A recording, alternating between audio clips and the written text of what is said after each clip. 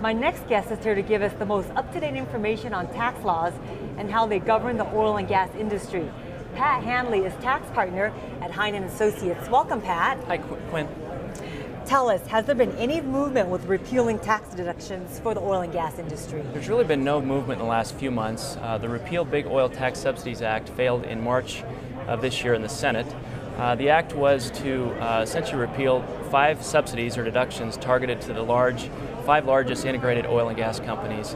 And essentially they included the intangible drilling cost deduction, percentage depletion, tertiary injection costs, the domestic production activities deduction, and the foreign tax credit limitation. The act essentially mirrored what was previously proposed for all independent taxpayers, and essentially was to try to have one more effort to get something through, but it failed.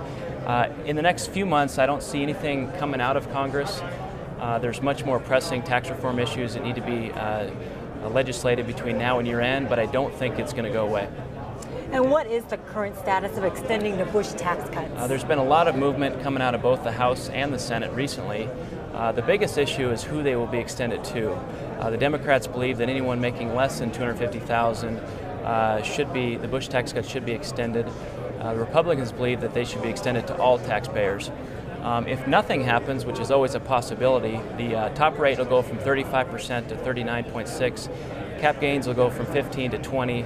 Dividends will go from 15 all the way up to 39.6, which is the top rate.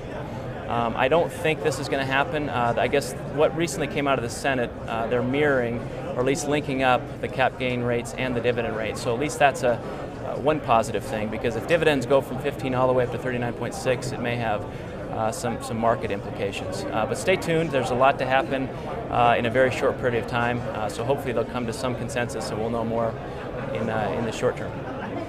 So let's talk about the Affordable Health Care Act, which was recently upheld. Can you talk about the tax impact of this law? Yeah, since it was upheld, it is law and it will be effective January 1, 2013. The largest thing is the surtax on all investment income. And investment income includes capital gains, interest, dividends, rents, royalties, etc. And this 3.8% surtax is above and beyond the capital gain rates and dividend rates and interest rates already enacted in law now. So for example, capital gain rates will be at 20%, will really be 23.8%. Dividends will either be 23.8% or 43.4%, depending on where it goes. So that's just an additional tax that we need to contemplate. The second tax is 0.9% increase on the Medicare tax, and it's the employee portion. So it's on W-2 wages and self-employment income. Right now, the Medicare tax is 2.9% for both the employer and employee portion. So really, the 2.9% will jump up to 3.8% beginning January of 2013. So how can individuals plan for the tax increase on investment income? There'll be a lot of things to think about between now and year end.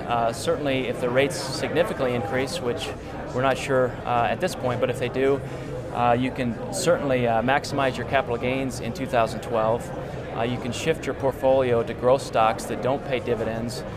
You can always invest in tax-exempt bonds, and you can convert your traditional IRA to a Roth IRA. And certainly between now and year end, there's going to be a lot more discussion, just depending on what the rates will do. But I wouldn't advise anyone to go out and do anything now. But towards the end of the year, there's going to be a lot of things to think about. And of course, economics come into play with investments, but when you're looking at a pure tax perspective, there'll be some things to consider. Well, Pat, it's been a pleasure talking with you today, and we appreciate your time. Thank you. I'm Quinn Nguyen for oilandgas360.com.